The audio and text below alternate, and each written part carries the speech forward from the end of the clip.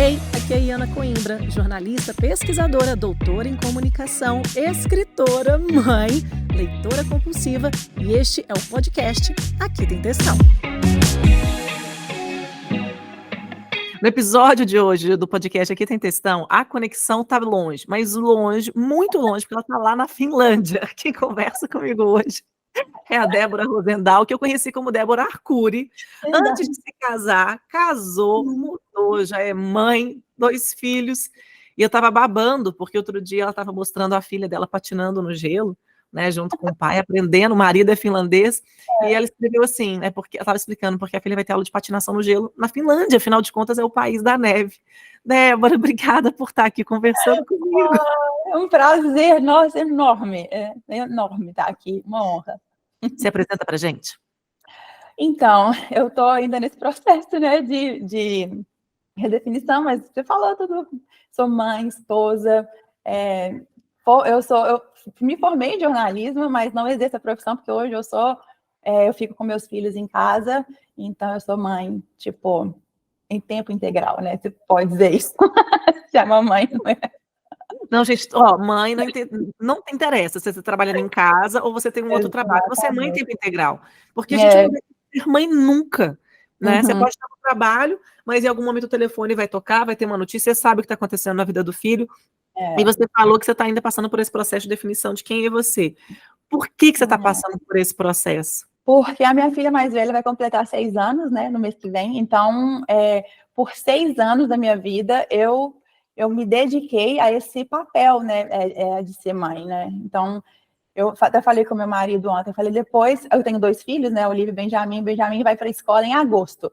Então, depois que ele for para a escola, eu vou ter tempo livre. Então, eu falei, o que eu gosto de fazer, o que eu vou fazer, quais são os meus planos, porque agora, ficando em casa, né, com criança, tipo, igual você falou, se a gente não está presente, nossa cabeça tá com eles. Então, eu não consigo pensar em muitas coisas, né? Em fazer agora muitas coisas, morando longe, sem rede de apoio também, aí isso é outro assunto, né? Mas é outro assunto. Mas eu ainda estou nesse processo ainda de redefinição, porque a gente sempre se redefine, né? Tá, tipo, tudo ok com isso. Ô, Débora, mas assim, quando você pensa naquela Débora que, jovem, adolescente, que se casou, aquela Débora conseguia imaginar essa Débora de hoje, que às vezes tem até dificuldade de falar quem sou eu? Não. Eu acho que não conseguiria imaginar. E eu moro aqui na Finlândia há 8 anos, né? Eu acho que a minha vinda para cá foi muito boa por causa disso. Boa e ruim, né? Longe da família, essa parte é muito ruim. Mas a outra parte que eu precisei de tomar a frente de algumas coisas, né? Tipo, antes eu era um pouco insegura, mas morando longe eu tinha que fazer amigos. Então, eu não tenho como ser insegura, a gente tem que ter um pouco de coragem. Então, eu falei, não, eu lembro quando eu mudei, eu falei, eu preciso de ter uma comunidade, eu preciso de fazer amigos. E eu não quero que os amigos do meu marido sejam meus amigos, eu quero fazer os meus amigos, né? Eu quero ter a minha parte, eu não quero ficar dependendo dele. Então, eu lembro que quando as pessoas falavam, ei, você quer tomar um café, que aqui é bem comum? Eu falava, quero. Eu não interessa quem era a pessoa, eu quero. Não sei quem é você, não sei se você é um doido ou uma pessoa louca, mas vamos tomar um café. Pois é, e eu lembro quando eu cheguei, eu era insegura, eu não gostava de, por exemplo, ir na academia sozinha, porque era tudo muito novo, diferente do Brasil. E hoje, olhando para mim, 8 anos depois, 2 filhos, morando aqui, é outra pessoa, completamente outra pessoa, assim, sabe? Então, eu olho para trás e vejo que eu andei um caminho bem bom. E hoje eu acho que eu posso falar que eu tenho muito orgulho, sabe? Das escolhas que eu tomei, dos caminhos que eu percorri, dos processos que eu estou vivendo agora, né? Então, eu estou num processo bem longo, então eu tenho orgulho, assim, da pessoa que eu me tornei. E é engraçado, porque eu conheço Débora aqui de Belo Horizonte. Belo Horizonte é assim, não é que a cidade é um ovo, ela também é um ovo, mas é porque ela é muito mal distribuída, e todas as pessoas estão nos mesmos lugares, assim, você vai encontrar com as pessoas o resto da vida, e eu e a Débora, a gente estudou na mesma escola, ela é mais nova do que eu, então a gente não foi da mesma sala, mas eu lembro da Débora, naquele contexto de escola, lembro depois de contexto de igreja, e você falou dessa questão de insegurança. Débora, quem te vê comunicativa, falante, nunca poderia imaginar que a insegurança era um elemento que estava aí nessa história. não poderia. Eu era muito insegura desde pequenas coisas, tipo, eu até brinco, quando eu ia para o supermercado para escolher um shampoo pro meu cabelo, eu parava em frente, assim, aquela prateleira com tantas opções, e aquilo me deixava assim, o que eu vou escolher? Mas se eu escolher esse, eu vou estar perdendo esse. Então, essa coisa era de não saber, de não ter certeza que a minha escolha era válida. Aí eu lembro que um momento eu falei assim, eu ficava assim, mãe, qual que eu levo?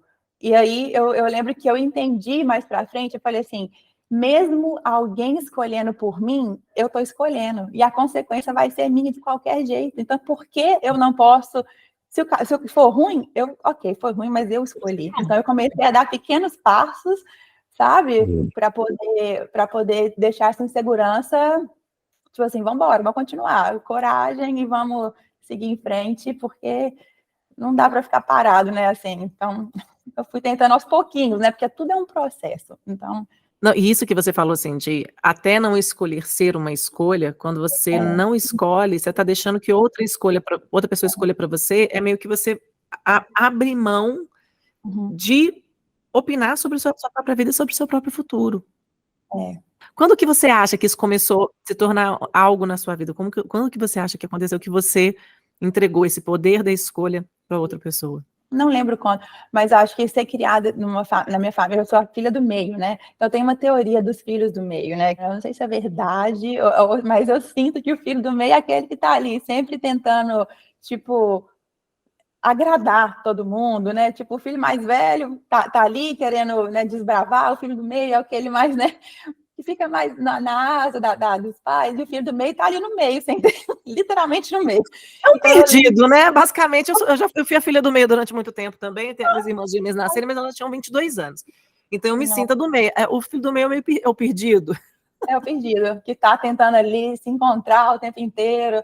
Então eu acho que foi ali que eu ficava tipo, ai, mas a minha mãe sabe escolher melhor, meu pai, deixa eles escolherem por mim, eu tô aqui tranquila, eles vão ficar felizes, né? Eles estão participando, aquela falsa ideia, né? Tipo assim, eles estão participando, deixa eu escolher, mas depois que eu fui vendo mais para frente, assim, aí quando eu fui tomando minhas decisões, né, fui para a faculdade, aí você vai entendendo outros mundos, o mundo se abre.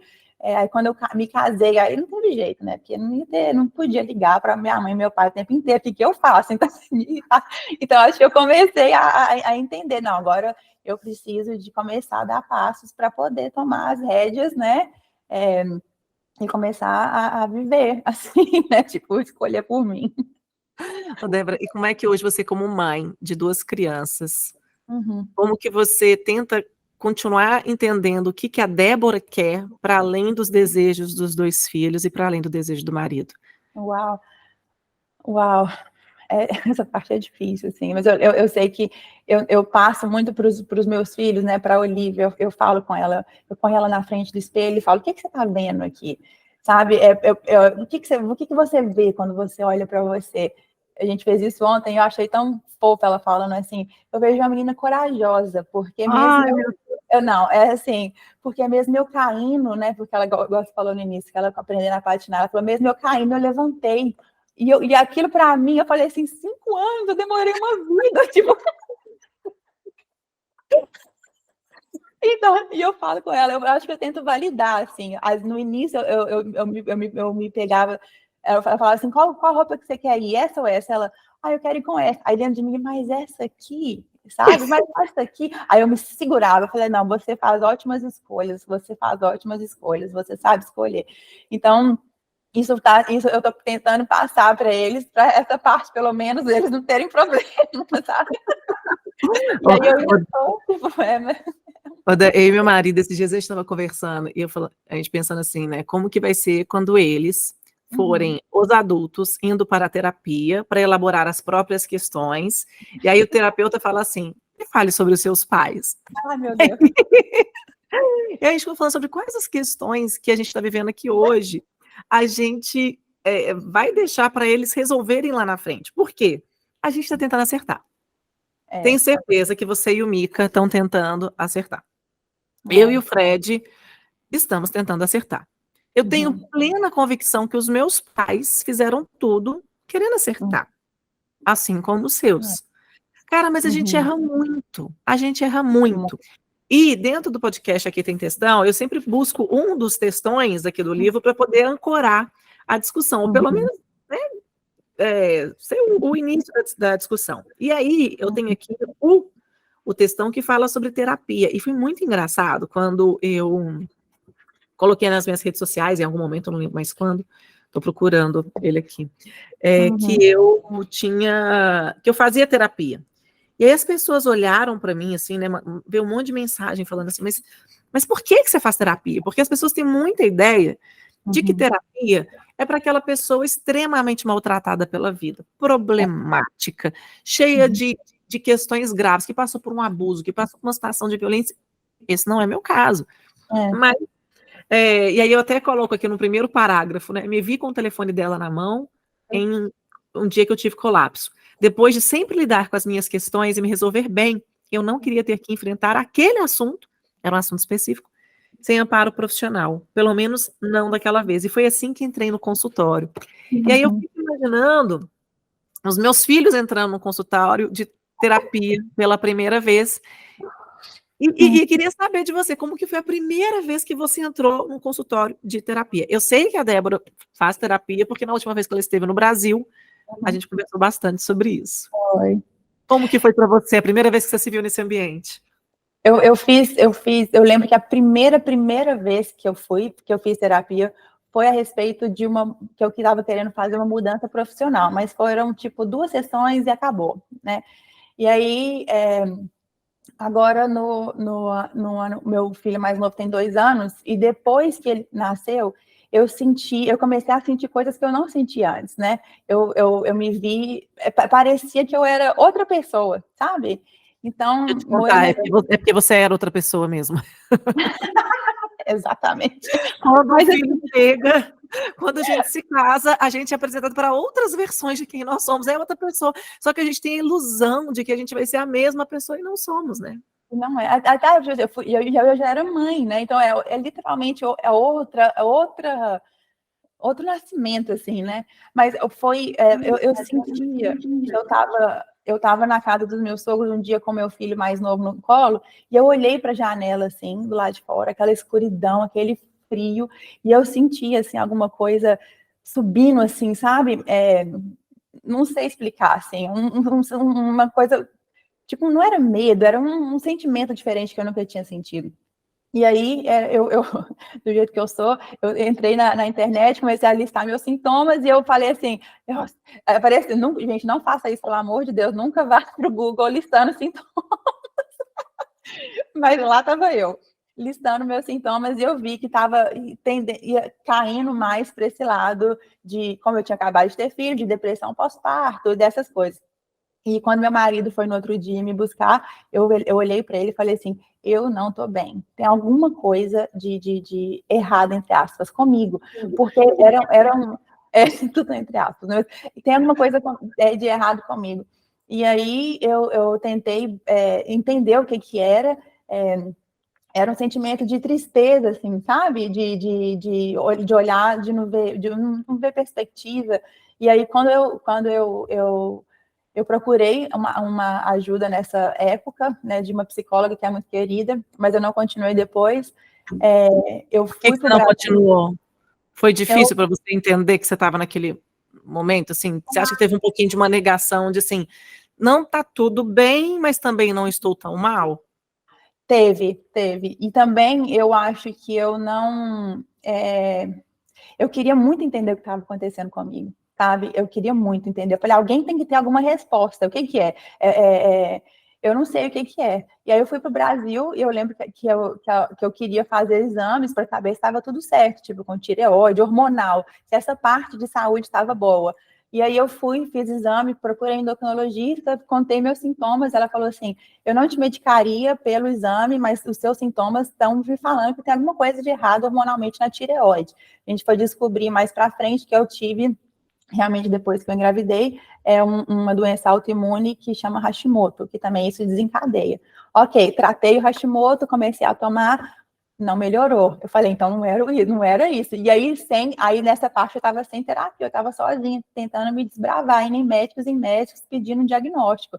E aí eu lembro que eu voltei para que eu voltei para a Finlândia, continuei esse tratamento. Aí no ano passado eu fui para o Brasil já, assim, imagina, Iana, tipo, quase o nascimento do meu filho, sem saber, assim, eu falava, eu preciso de saber o que eu tenho, porque quando eu estava chegando no meu período, né, menstrual, antes, 2 semanas, eu ficava extremamente nervosa, e depois eu ficava ok, e era aquele ciclo.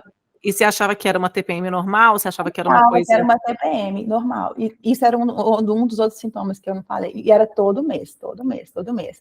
E aí uma amiga minha veio e comentou também que ela estava sentindo isso.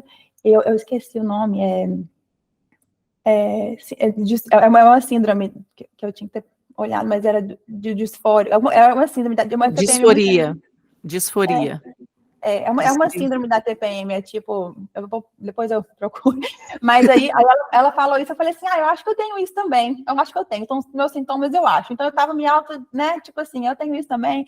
Aí eu fui no Brasil, procurei outro endocrinologista, falei, tenho isso, comecei sabe aquele choro segurado? É o choro que você falou nesse texto. Eu tava com isso, era um choro que qualquer pessoa falasse assim, como você tá? Eu, tipo... E foi isso que aconteceu quando a gente se encontrou. A gente tem uma amiga como a Rebeca Kessler.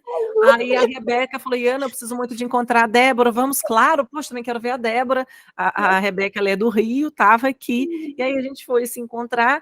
E aí eu olhei para você e eu vi que não era, não é que não era você, era uma outra você, né? Não vou falar que não era você, mas tinha algo ali, era como se tivesse uma nuvem em cima da Débora. Eu, como mãe de 2 crianças pequenas, eu sei que toda mãe tem alguns momentos que tem dias específicos que a gente não tá legal, tem dia que a gente reagiu com o filho de um jeito diferente, teve um dia que a gente ficou mais nervosa do que devia.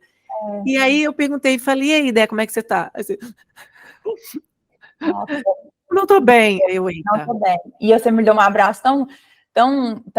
Porque aquele dia foi um marco para mim, né? Porque depois, quando eu fui pro endocrinologista, ele falou assim, você tem depressão pós-parto. Eu falei, mas tem 2 anos que eu tive meu filho, eu não sou uma pessoa depressiva. Ele mas tem. Aí quando eu saí do consultório dele, eu pensei, eu falei assim, por que eu tô indo ginecologista, endocrinologista, para pedir um diagnóstico? Eu tenho que ir num psiquiatra. Aí, Ana, aí foi, porque a gente tem essa ideia de que psiquiatra é para tratar, igual você falou, tipo, eu ir no psiquiatra, gente, não, de jeito nenhum, eu não sou doida, não sou doida, não sou esquizofrênica, não tenho um histórico, nunca tentei matar ninguém. Eu sou uma pessoa boa, eu sou uma tão pessoa ótima, né? Era essa ideia que eu tinha. E aí eu quis fui procurando algumas amigas que já tinham ido, né? Eu queria indicações, eu estava no Brasil, e eu encontrei um psiquiatra que também é terapeuta, e aí eu mandei mensagem para ele falou assim, como você está aqui, vamos fazer a primeira sessão presencial. E aí, Ana, eu estava lá, tipo, assim, né? O que eu vou falar? Exatamente seu texto, o que eu vou falar? Eu não sei, nunca vi essa pessoa, é muito estranho, né? Essa primeira interação com esse profissional. Eu lembro que quando eu entrei no andar do prédio dele, de onde é o consultório, isso foi assim, eu entrei, era um corredor enorme, todas as luzes apagadas, a sala dele era a última sala, com a luz gente, acesa. tem um negócio aí, ó, tem uma semiótica aí no meio, ó. E, Ana, nessa hora, eu vou te falar, eu senti Deus falando assim no meu coração, aí, a luz no fim do túnel. Chegou a luz no fim do túnel. Eu já entrei sabendo, com expectativa de que eu ia ter a resposta. Porque eu falei, é o Hashimoto, esse transtorno disfórico pré-menstrual. Esse transtorno é uma depressão. O que eu tenho? Me ajuda, pelo amor de Deus. Quando eu entrei, foi exatamente seu texto. Eu fiquei lá 2 horas chorando. Ele perguntou para mim, e aí, o que te trouxe aqui? Acabou, tipo assim, eu chorando, e aí ele foi conversando comigo, assim, eu saí, aí no final eu perguntei assim, mas o que eu tenho? O que eu tenho? Você consegue me falar o que eu tenho? Você queria um nome. Eu queria um nome. Eu queria entender o que está acontecendo. Eu falei, eu tenho isso, está conectado, está separado. Eu quero entender. Eu gosto só desse tipo de pessoa que quer entender para eu poder ser tratada, né? Eu te entendo. É porque se a gente não tem um nome, a gente fica na dúvida. E também a gente quer dar uma resposta para as pessoas. Olha, eu estou assim por causa disso. Não é porque estou infeliz com o casamento, está bem, né? Não é porque eu não gosto do marido, não é porque não gosto dos filhos. E a gente tem tanta culpa, né, Débora, de não se sentir plena depois de atingir o sonho. E eu lembro que naquele dia eu falei isso com você, eu falei, Dé, posso falar aquilo que eu falei com você? Pode. Eu pergunto. Perguntei isso para a Priscila também no primeiro episódio. Falei assim, posso falar o que eu falei com você? Então, eu perguntei, tá vendo? Eu virei para a Débora e falei assim, Débora, porque na época eu lembro, assim, de acompanhar a Débora pelas redes sociais, e ela compartilhando o sonho de casar, e, gente, ela casou e foi morar na Europa, e casou com um homem que ela acha o homem mais lindo do mundo. Eu falo, sempre case com o homem que você acha o mais lindo do mundo. As outras pessoas não pensam, mas você tem que achar. Para mim, o Fred é o homem mais lindo do mundo. Hoje ele está até aqui do lado acompanhando a gravação. Desculpa. Então, eu falei com a Débora, assim, olha, você tem um marido, um casamento feliz, você mora num lugar lindo, conhecido como um dos países mais felizes do mundo, tem 2 filhos incríveis, você conseguiu, você chegou lá, tá tudo bem você chegar lá e descobrir que esse lá não quer dizer, e viveram felizes para sempre.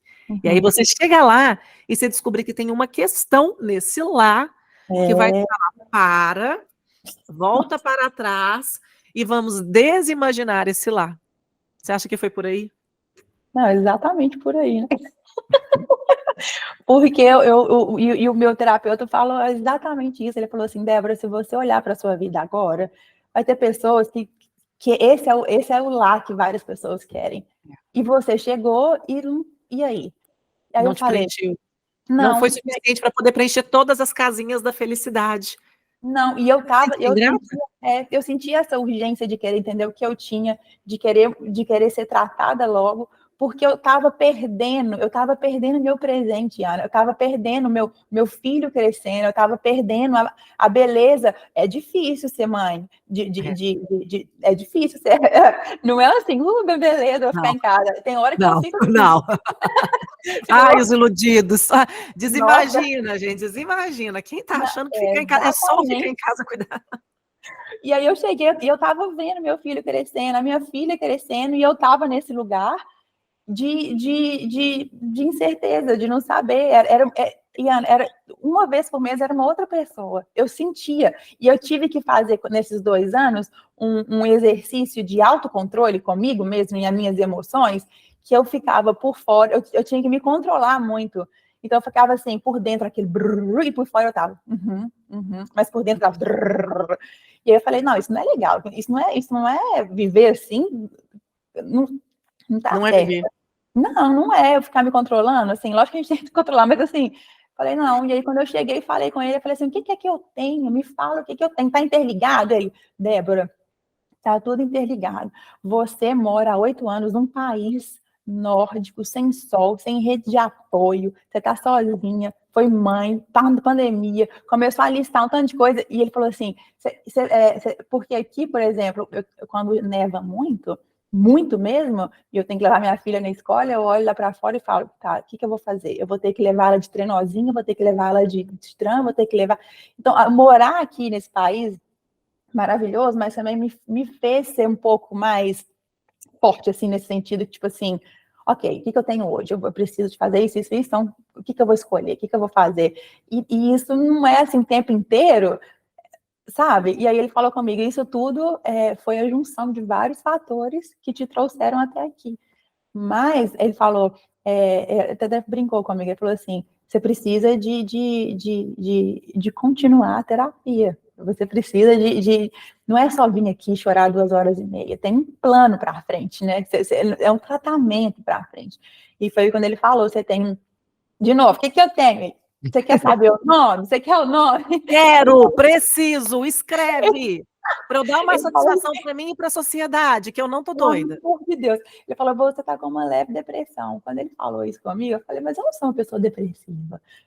Eu não sou isso. Ele falou assim, você não é, mas você está.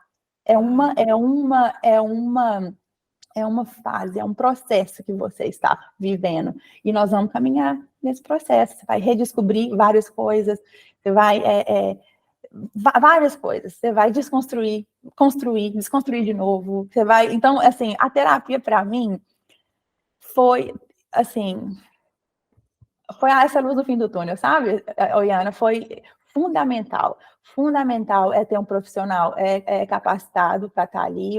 Eu quis, escolhi um profissional cristão, que eu estava tão, assim, me sentindo tão ruim que eu não conseguia fazer nada, assim. Então, ele estava meio que me alimentando espiritualmente também no início, sabe? Ele estava sendo essa pessoa forte no início, falando comigo, assim. Então, eu tenho, às vezes, algumas pessoas me mandam mensagem, né, abrindo o coração, tipo, falando várias coisas, e eu falo assim, isso aí eu não consigo, não, você precisa de ajuda profissional.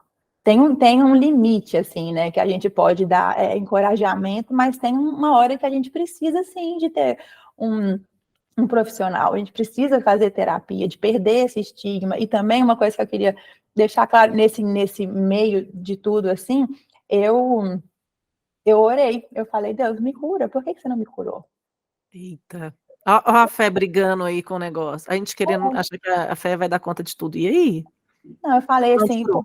por que você não me tira disso? Eu falei, eu já tô morando... E, Ana, foram tantas desconstruções que eu acho que isso é tão saudável, de se questionar e de se perguntar várias coisas. Eu falei assim, Deus, mas por que eu tô aqui? Me tira daqui, ou então usa minha dor, tipo assim, me tira, me dá um... E aí, quando ele falou disso, assim, a luz no fim do túnel, veio pela terapia. E mais tarde eu estava, tipo, num culto na minha igreja, e aí o pastor falou disso, falou assim, que a pessoa também teve, e ela fez a mesma pergunta que eu. Deus falou assim, porque eu quero caminhar com você no processo, nesse processo, eu quero que você se redescubra, que você traga outras, que você cresça. Eu acho que também a gente cresce muito pela dor, né? Assim, ninguém quer passar aperto, ninguém quer sentir dor, e eu ainda estou passando por esse processo, eu estou caminhando nesse processo. Então, quando você pediu para eu vir falar sobre isso, eu falei, nossa, mas eu não terminei meu processo. Você já tinha tornado público esse processo? Não, É a não, primeira vez que você está falando abertamente sobre isso. é a primeira vez. Então, eu Obrigada falei pela assim, confiança. eu me senti muito segura, porque eu sei que falar com você é como se eu estivesse naquela mesa de novo. Aquele abraço que você me deu me trouxe cura, porque era um dia depois que eu tinha ido no psicólogo, no psiquiatra, foi um dia depois. E você falando aquilo para mim, assim, tipo, soprando as minhas asas num momento tão especial para mim, assim, foi muito especial. Foi muito, muito especial. Você não tem ideia de quanto você me abençoou. E as perguntas difíceis que você fez, sabe? Como que você se imagina daqui a, sei lá, eu ficava tipo, Jesus, eu nunca pensei nisso na minha vida. Então, essas perguntas, assim, foram muito... que eu ainda fiquei pensando várias vezes depois, e você falando comigo, eu lembro que você falou assim, Débora, tá tudo bem, tá ok, é ok, é ok sentir isso. Isso não quer dizer que você é mais fraca ou as coisas que você faz não são válidas. E antes de vir aqui, eu tive um medinho, assim, sabe? Medo de quê? Eu tive um medinho, tipo, mas o que as pessoas vão pensar? E aí, ou tipo, psiquiatra, Débora, tão feliz, sempre tão sorrindo o tempo inteiro. E eu lembro de você falando, tá ok, tá tudo bem. Não tá bem o tempo inteiro. Tá tudo bem, não tá bem. E o que a gente faz? A gente vai procurar passos de alguém que pode ajudar a gente, né? Então, isso foi... Ó, tô processando aqui também. Ô, Débora, e o negócio é que a gente tem muito essa ideia de que a gente tem que estar sempre bem. Primeiro porque chegamos nessa fase da vida, ok, é o chegar lá, né, venceu na vida. E aí, de repente, você chega nesse lá e você fala falta. E parece ingratidão você falar que falta se você mora num país incrível, se você a neve, a escuridão, né, a divergência em relações. Eu lembro quando eu fui à Finlândia há muitos anos, e teve um dia que teve 1 hora de sol, e eu não vi, a impressão que eu tinha que estava de noite o dia inteiro. Eu falei aquilo que era estranho, né, mas maravilhoso, enfim, me diverti muito na Finlândia. Lugar lindo, quero voltar. Mas é essa construção que a gente tem de que a família nuclear, marido e os filhos saudáveis, né? E aí, assumindo aqui até essa visão capacitista que a gente tem, né? Não, mas nossos filhos são saudáveis. Ah, mas eu não tenho problema. Eu não tenho problema. E quem te acompanha de longe porque você está na Finlândia, então não tem como a gente estar no dia a dia falando, ei, vamos tomar um café? Ah, deixa eu visitar na sua casa. Não tem, né? Acaba que são poucas pessoas que têm esse privilégio. A gente não tem ideia mesmo. Porque até quando você está no meio da neve, levando seus meninos de trenó para a escola, eu vi que você postou isso esses dias, a gente vê o seu esforço de sempre querer tirar algo bom. Mas tem momento que não tem nada bom não, gente.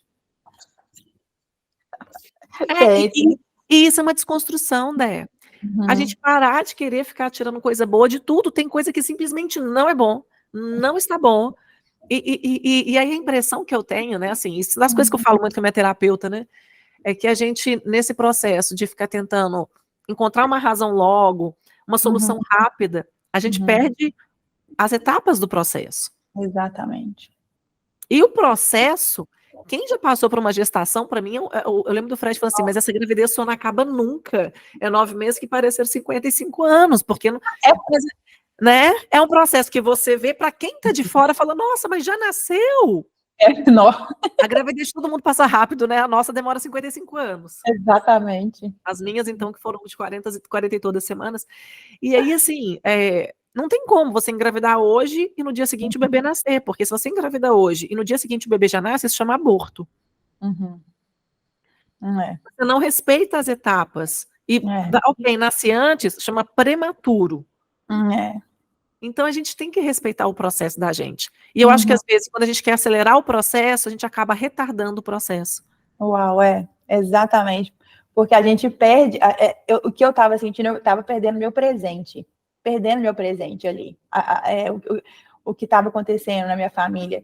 E eu tento olhar o lado, né? Não que eu seja poliana, né? Mas, tipo assim, eu tento olhar, tipo assim, igual você falou assim, um lado bom, mas é muito bom você ter falado isso, que nem tudo tem um lado bom. Nem tudo! Nem tudo tem um lado bom, mas o que eu aprendi na terapia foi muito em estar mais presente. Então, eu vejo, assim, meus filhos chegando para mim, eu com o celular na mão, oi? Eu quero estar presente. Então, essa foi uma meta para mim depois que eu entrei. E eu lembro que ele falou comigo assim, ó, você tem que não é só terapia, não. Você tem que fazer exercício físico, você tem que cuidar do seu corpo, do que você come. Então, é um conjunto, assim, sabe? Que eu entendi que a gente tem que trabalhar nossa mente, o nosso corpo e o nosso espírito. Não só um de cada, sabe? Então, quando você vai nesse tudo, vai funcionando assim, sim, você ainda vai ter dias ruins, muito ruins. Mas quando eu comecei a terapia, acho que foi em maio do ano passado, e eu lembro que eu conversando com ele assim, ele foi tipo, uau, e eu fazia toda semana. E aí eu senti assim, eu acho que eu já posso espaçar um pouco, talvez de 15 em 15 dias, mas eu não quero que parta de mim. Não quero. Eu quero que parta dele, do meu terapeuta. E aí passou uns dias ele, eu acho que a gente pode espaçar as nossas consultas. E Ana, você não tem. Sabe quando eu falei assim, uau, eu tô melhorando. Tipo assim, eu tô indo para um lugar, sabe? Eu tô caminhando num processo, eu não tô parada só, tipo, eu tô caminhando, eu tô me redescobrindo, continuando. É uma descoberta muito. Eu tô amando. É muito legal, assim, ter alguém de fora, assim, para te dar um novo olhar para as coisas, sabe? Muito, muito, muito bom. Você falou que você ainda está no processo, não terminou o processo. Como que você imagina a Débora do fim do processo? Uau! Aí, ó, essas perguntas, gente. Eu falo que são as perguntas incômodas. Os cursos daqui tem texto lá no final de cada modo das perguntas incômodas. Elas brotam, gente. Elas brotam. Tô se direcionando. Eu falei, meu Deus! Não, eu acho que a Débora... Eu não acho que vai chegar... Eu acho que a gente está sempre em constante aprendizado, assim, né? Pelo menos é o que eu estou aprendendo agora, assim. Eu tento sempre ser melhor que eu era ontem, ou sei lá. Então, mas eu ainda lido um pouco, tipo... por exemplo, eu tô vendo, eu conversando com meu filho, aí vem algum tipo gatilho, aí eu falo, não, peraí, eu tô conseguindo, na terapia, eu tô conseguindo entender as coisas e, sabe, tipo, fazer isso, eu acho que eu tô tô caminhando, assim. Então, eu tenho essa ideia, assim, de quem eu quero, aonde eu quero chegar, o que eu quero ser, assim, mas esse meu próximo lar, sabe? Mas eu sei que se eu chegar lá, vai ter outro lá, entendeu? Dé, e sinceramente, para mim, isso que você descobriu agora, você tá com quantos anos? 34? 35? 35. Ai, A pessoa esqueceu a idade dela. eu de 88, faz as contas. Não, bem, não vou fazer essa conta, eu sou de humanas. Ah, não, peraí, você é 5 anos mais nova do que eu, porque eu sou de 83, eu tenho 40, você tem 35. Você vai fazer 36 esse ano, pronto. Desvendado o mistério da idade da Débora. Então, aos 35 anos, você descobriu o quê? A gente, quando é criança, a gente cria um ideal de lá. A gente cria muito esse padrão de que eu vou ser feliz quando eu quero chegar em tal momento. Aí a gente vai, faz faculdade, forma, consegue um emprego, a gente, ufa, é lá. Aí você chega lá, ops, não, talvez não seja. Vamos para outro. É isso. A gente sempre, quando chega num lar, a gente descobre outros lugares para ir. E o mais legal para mim nesse processo é que em alguns momentos que a gente chega num lar, a gente fala, peraí, eu quero é voltar. Deixa eu voltar algumas casas. Porque é aquela ideia que eu detesto, e eu falo no livro, falo por isso para qualquer lugar, né? Que eu detesto a ideia de que foguete no terré, porque a gente tem essa ideia de que. Desculpa. A gente tem essa ideia de que o tempo todo a gente está só subindo. E crescer é só para cima. Mas tem hora que nossa movimentação é para um lado, é para o outro, às vezes é para baixo. E aí você vai dar um super pulo. Mas o nosso crescimento, o nosso desenvolvimento como pessoas, como seres humanos, como mães, como mulheres, como que quer que seja, não é linear. E a ilusão, é uma ilusão que nos venderam que é linear, e não é. E aí eu achei muito corajoso quando eu te perguntei se eu toparia falar sobre isso, se você não topasse, a gente falaria sobre outra coisa, porque para mim é muito importante ter você aqui, é que, tá, ok, estamos falando disso, mas você preferia ter falado sobre isso só quando o processo tivesse acabado. Foi. E aí você topou falar sobre isso quando o processo está em andamento. O que virou a chave para você falar assim, pessoas, eu posso assumir para vocês que eu estou sorrindo aqui no meio da neve, o mundo está caindo, estou belíssimamente maquiada, nesse cenário lindo que a gente está aqui no Brasil, morrendo de calor, olha para você na neve e fala, ai, que vontade, ai, que vontade.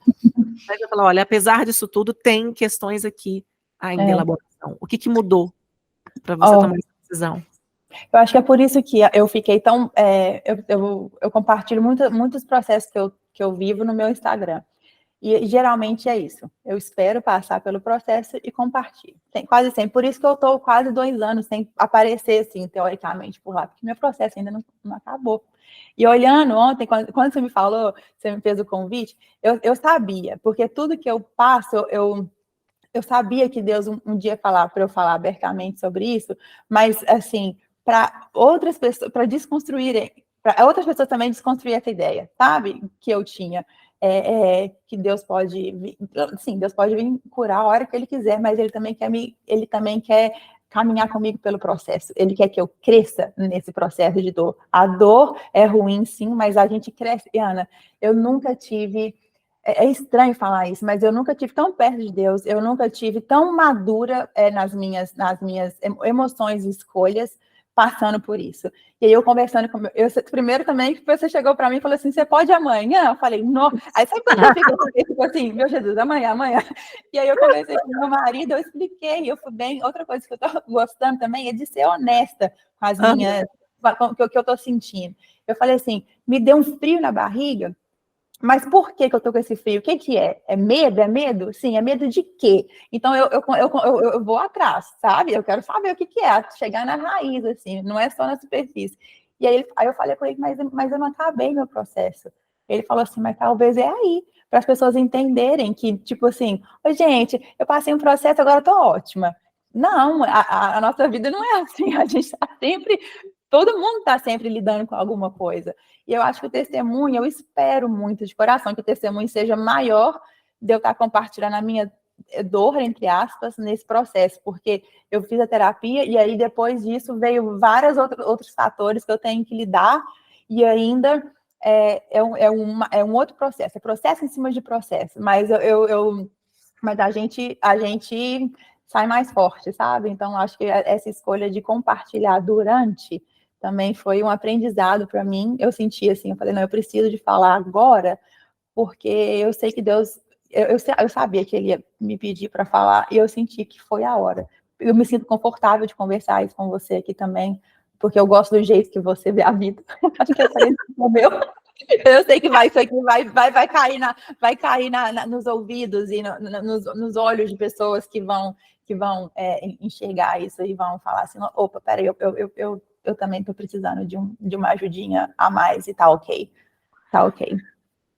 Débora, e é tão bonito te ouvir falar isso, porque é fácil a gente olhar a vida das pessoas sem a gente entender o que está por trás e achar que é perfeito, e achar que é lindo. Porque rede social, a gente mostra aquilo que a gente quer, a gente mostra a hora que a gente quer e a parte bonita, né? Eu sempre uso o exemplo assim, que quando eu vejo aquelas fotos de recém-nascido, né? A mãe lá linda, plena, com uma roupa maravilhosa, com o recém-nascido, e aquele cabelo lavado, aquela pele maquiada, aquela roupa branca. Eu olho aquilo e falo assim, a mentira maior na maternidade não há. É essa que é a maior mentira da maternidade. A mãe, né, plena, com um bebê limpo, sem estar golfado, sem estar com... né? Então, hoje, quando eu olho para essas fotos, com o olhar que eu tenho, de já ter passado por 2 gestações, muitas amigas, tenho um monte de sobrinho, e ter desconstruído, desimaginado muitas coisas em mim, eu olho para aquilo e consigo ver que bom, esse é um retrato bonito e ele é válido. Não quer dizer que ele não é válido. Ele é válido, eu estou aqui validando, porque a gente também tem que construir boas memórias. Se a gente não constrói boas memórias e a gente não coloca visualmente aquilo que a gente tem como referência, a gente também se perde nesses momentos de muita tristeza. Então, eu lembro, eu nunca fui diagnosticada com depressão pós-parto, talvez porque eu não tenha procurado esse diagnóstico. Porque se você não tivesse procurado esse diagnóstico, talvez você estaria tratando outras coisas, eu não teria olhado para esse diagnóstico, né? Mas eu lembro de momentos de muita angústia, especialmente quando o Nicolas nasceu, por uma série de questões que trabalhei sim na terapia, e quando eu olhava essas fotos bonitas, esses momentos felizes que eu tinha registrado, aquilo aquecia meu coração, e era um sopro no meu coração, tipo assim, de que, tá vendo? Isso que é bom, existe, isso existe. Existe todo o entorno, existe tudo que é difícil por trás. Mas isso que é lindo, isso existe. E isso do entorno não invalida a dificuldade que está acontecendo aqui. Na verdade, tudo isso vai compondo os diversos contextos da nossa vida e as camadas da nossa existência. É muito reducionista, Débora, a gente achar que você beijou no altar, e eu lembro do seu casamento, isso muito emblemático, assim, né? Gente, né, você tinha uma história, você compartilhava muito nas suas redes essa sua angústia, seu desejo por casar, de ser feliz. Sempre tive. Você falou que a Cátia também é assim, né? Eu lembro que você falou. Jesus! Ai, Jesus, o pai ouve ela. A Catarina outro dia veio perguntar como é que vai ser o casamento dela. Eu falei, filha, daqui 20 anos a gente conversa sobre isso. Ana. A Cátia sou eu. Então o futuro é bom, ó, o futuro é bom. O futuro é bom. Mas não quer dizer que o futuro é bom, que ele não vai ser difícil e que ele vai ser exatamente como sonhado. E eu lembro que naquele dia, lá, quando a gente sentou para conversar, e eu falei, Débora, vamos atualizar a nossa visão de futuro. Vamos atualizar o nosso quadro de felicidade. E que bom que você conseguiu fazer isso. Tá conseguindo, né? Você tá no processo. Que agora eu lembro que uma das coisas que me preocupou muito foi quando uma pessoa me perguntou no Instagram assim, será que você não tem problema, não? Tipo assim, perguntando uma pergunta honesta, não foi tipo assim, você tem problema? Eu falei, pera aí, eu falei, tá alguma coisa errada aqui, eu tô passando uma ideia um pouco. Eu falei, muitos, eu tenho, tipo, inúmeros, posso assim, né, tipo... Quer me ouvir, inclusive? Eu me toquei, eu falei assim, nossa, e aí eu comecei a tomar um pouco de cuidado, às vezes, sabe, com o que eu tava falando, mas eu sempre quis, quando você me perguntava quando eu era criança, o que você quer ser quando crescer? Eu queria ter uma família e ser mãe. E exatamente, 2 filhos, nessa ordem que eu tive, assim, sabe? Então, hoje, eu vendo que essa angústia minha de querer saber o que eu tinha, porque eu sentia, eu falei assim, eu sempre quis o que eu tenho, e isso está tirando a minha alegria, está tirando a minha paz de estar vivendo. Eu estava me sentindo ingrata, igual você falou, eu estava sentindo ingrata. Eu falei assim, eu estou sendo ingrata, mas não é assim, entendeu? Então, aí hoje, eu olhando para trás, assim, eu falei, não, que bom que eu procurei alguém, que bom que eu estou mais presente, que bom que eu estou aproveitando essa fase, que é uma estação da minha vida que vai passar daqui a pouco, né? Porque o meu filho, eles vão para a escola, e aí? Então, eu vou ter que me construir novamente. Infelizmente, a gente cresce mais na dor. Infelizmente, assim, eu acho que quando a gente passa por algum processo assim que a gente tem que ter, sei lá, alguma coisa, aprender alguma coisa, eu pelo menos cresci, estou crescendo ainda, né? Então, eu acho legal a gente ser sincero com as nossas emoções, a gente ser honesto com o que a gente está sentindo, sabe? Não mascarar isso, assim, não dá. Tipo assim, o que eu tô sentindo? Por que eu tô sentindo? Mesmo que o sentimento, entre aspas, de novo, seja feio, a emoção lá do fundo, você fala, mas eu não sinto isso. Eu não sou Sente bem, deixa eu te contar, você sente sim, você Traz só pra não quer contar superfície. para você e para as pessoas que você está sentindo isso. Talvez traz para a superfície para a gente tratar isso. Foi isso que a terapia é boa.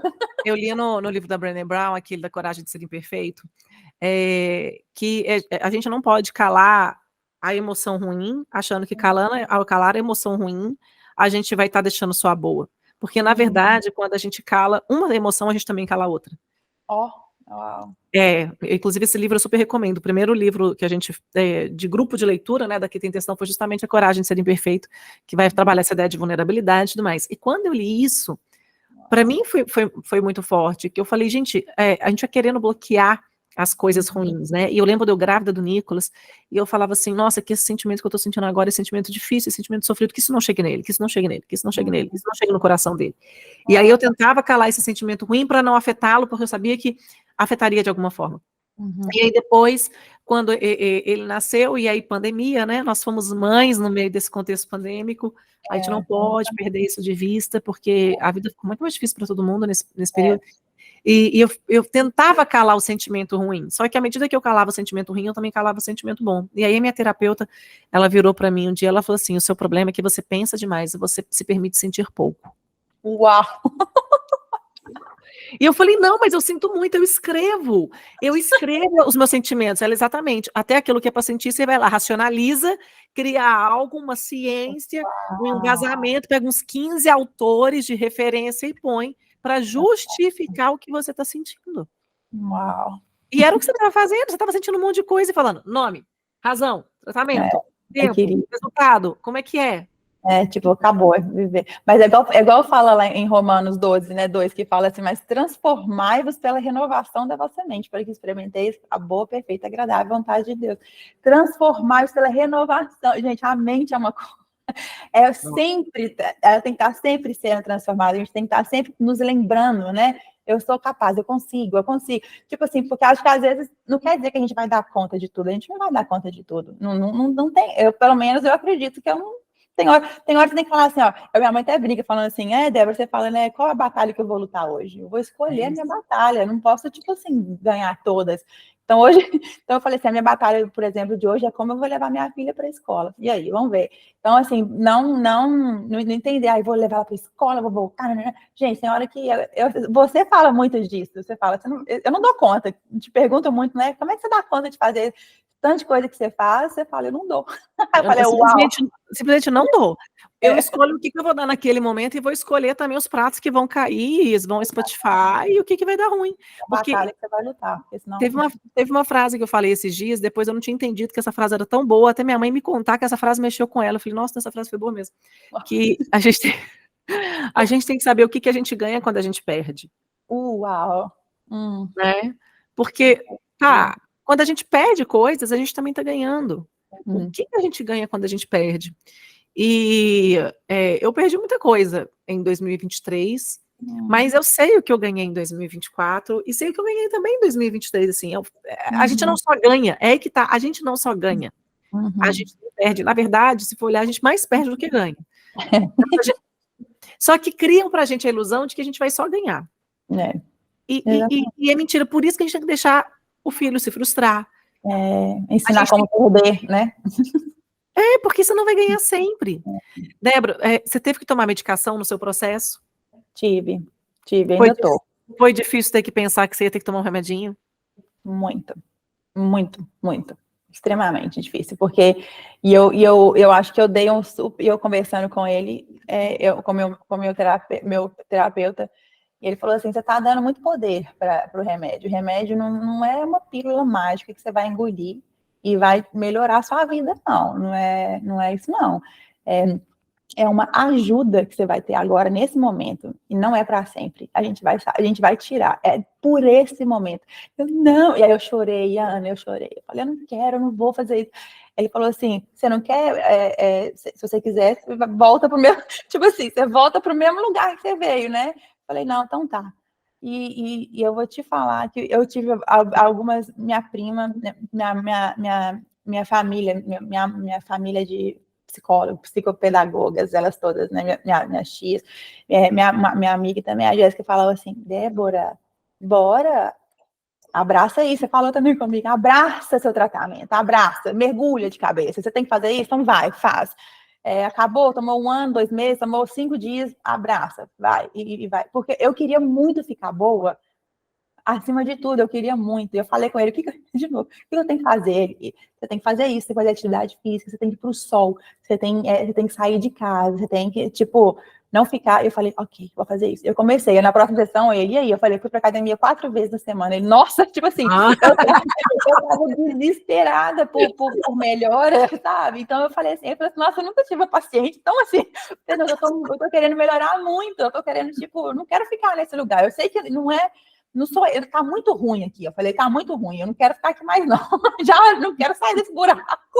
Você leu alguma coisa nesse caminho? Teve algum livro que você leu que te ajudou? Talvez você deva conversar com alguém. Eu sei, desconfio de onde veio essa indicação, desconfio.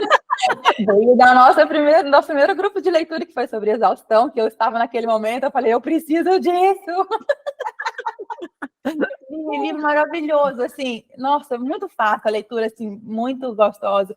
E eu falei, uau, eu gostei desse também, e eu acho sempre, o meu terapeuta falou assim, Débora, se a gente tivesse um remedinho na época lá da Bíblia, Davi teria, tipo assim, várias pessoas que eram melancólicas, sabe, que você vê, assim, ele fala, brincando desse jeito, assim, sabe, tipo, querendo desconstruir. Eu lembro que no início desse meu tratamento, eu mandava 1000 mensagens, tô sentindo isso, será que é isso? Você tá dando muito poder. Não é isso não, ele tá dando muito poder para esse remédio, ele falando. Aí eu falei, quer saber, eu vou. Mas eu tive muita, eu pensei assim, o que as pessoas vão pensar de mim? Tipo assim, será que elas vão invalidar as coisas que eu vou falar? Será será que é o remédio falando?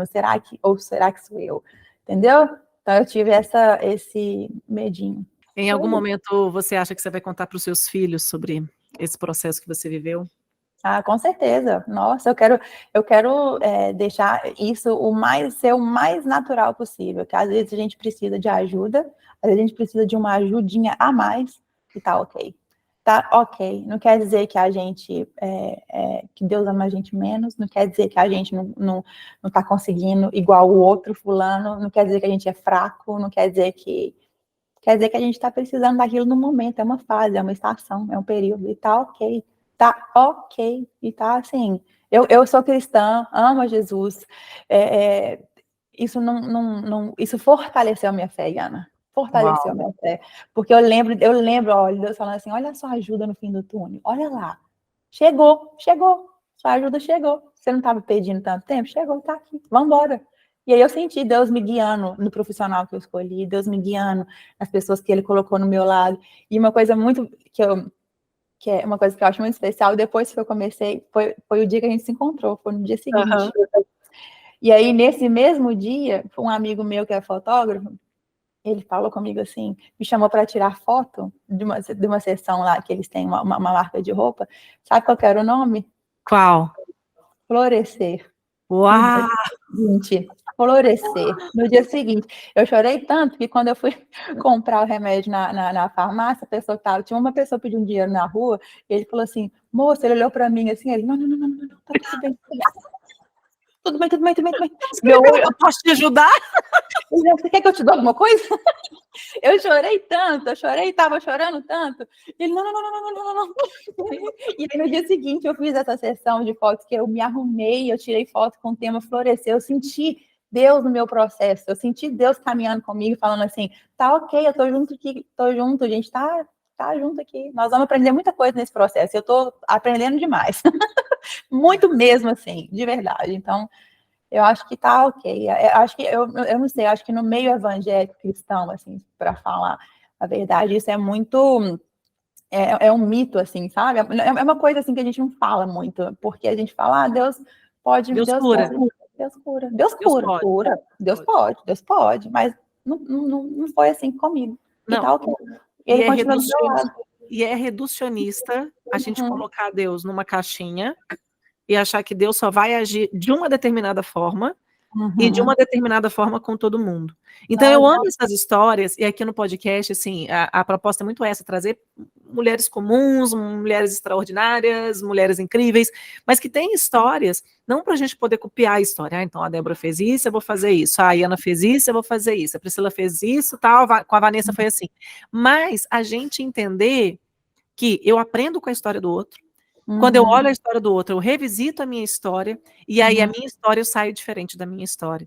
Débora, nessa edição do grupo de leitura e nessa primeira temporada do podcast, o tema é coragem. O que é coragem para você? Que é coragem para mim? Eu acho que coragem é entender as nossas limitações e mesmo assim a gente dá um passo adiante, sabe? Entender, tipo, dar um passo, sempre caminhando para frente e se redescobrindo, assim. Nossa, eu tento ter coragem. Até vim aqui para falar, isso foi um passo de coragem. Eu entendi que eu precisava, assim. Acho que é mais do que só a Débora, sabe? Eu acho que não quer dizer só, não é a meu respeito, assim. Tudo que eu vivo, todos os processos e tudo que eu passo, eu gosto de compartilhar como testemunho, primeiro para honrar o nome de Deus, para dar glória para Ele, o segundo para mostrar para as pessoas que tem jeito, sabe? Que a gente está todo mundo junto, todo mundo está lidando com alguma coisa, né, Ana? Todo mundo está passando por um processo, todo mundo está passando por alguma dor, e se a gente for honesto, a gente for vulnerável, a gente pode aprender muito com o que o outro tem para ensinar. Esse podcast eu sei que vai desconstruir muita coisa na cabeça de muita gente. Mas você está preparada para receber essas mensagens das pessoas falando, não imaginava? Tô.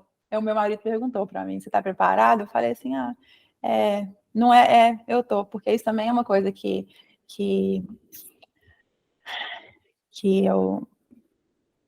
eu resolvi ter coragem. Tá ok, porque é a minha história. É a minha história. Então eu não tenho vergonha disso, eu vou abraçar isso, sabe? De um jeito que eu nunca senti, Deus não me abandonou, Ele está comigo o tempo inteiro. A minha história, é o que você falou. Na terapia, o meu terapeuta falou assim: agora você está exercendo na sua casa 3 papéis. Você é esposa, você é mãe da Olivia e você é mãe do Benjamin. Eu falei, mas eu sou esposa e mãe. Ele, não. Você é uma mãe diferente para cada um dos seus filhos. Você trata a Olivia de um jeito, você conhece, e o Benjamin de outro jeito, o jeito que ele precisa. Deus é assim com a gente. Comigo foi assim, então essa é a minha história. Então com outra pessoa vai ser diferente, é a história da outra pessoa. Então a gente não pode invalidar, né? Invalidar o que o outro está passando, o que o outro está sentindo. É aprender e abraçar e falar, uau, Débora, eu fico feliz que você melhorou, eu também estou precisando. Ou, sei lá, a gente está junto nisso, né? Estava aqui lembrando que a primeira vez que a gente esteve juntas numa gravação foi lá em casa. Você foi vulnerável comigo, você também falou alguma coisa, né? Você tinha um canal no YouTube, e aí você foi lá em casa para falar sobre a gestação da Catarina. E ali, pela primeira vez, eu falei sobre o aborto, assim, de uma forma... já tinha falado sobre esse assunto antes, mas eu falei de uma forma muito aberta, muito honesta. Depois, durante a pandemia, você me convidou para fazer uma live no seu perfil. E aí essa live foi incrível, porque pela primeira vez também, à medida que a gente conversava, eu entendia que eu tinha vivido uma relação abusiva antes, não com o marido, mas uma relação no meio intervalo, e agora a gente está aqui juntas, e você assumindo esse processo que você está passando. Ou seja, toda vez que a gente abre o microfone e encontra, assim, sai uma bomba. É sempre uma coisa lá, tipo, bum! Sai uma revelação, sai um acontecimento. Né? Mas eu quero te agradecer muito, assim, por você ter aceitado o meu convite, por você ter desnudado a sua alma, ter falado as suas desimaginações, ter falado daquilo que tá te tocando, e eu não tenho dúvida nenhuma, de que falar sobre isso abertamente, para as pessoas faz parte do seu processo de chegar lá. E Uau. talvez, se antes o seu lar era falar, eu sonhava com uma família perfeita, eu sonhava com um marido, com filhos, com uma casa, com um lar, esse era o seu lar, talvez o seu lar agora seja falar, eu tive um lar, passei por um vale, e o meu novo lar é entender que eu não sou perfeita, é entender que não existe família perfeita, é entender que a gente precisa de ajuda psiquiátrica, terapêutica,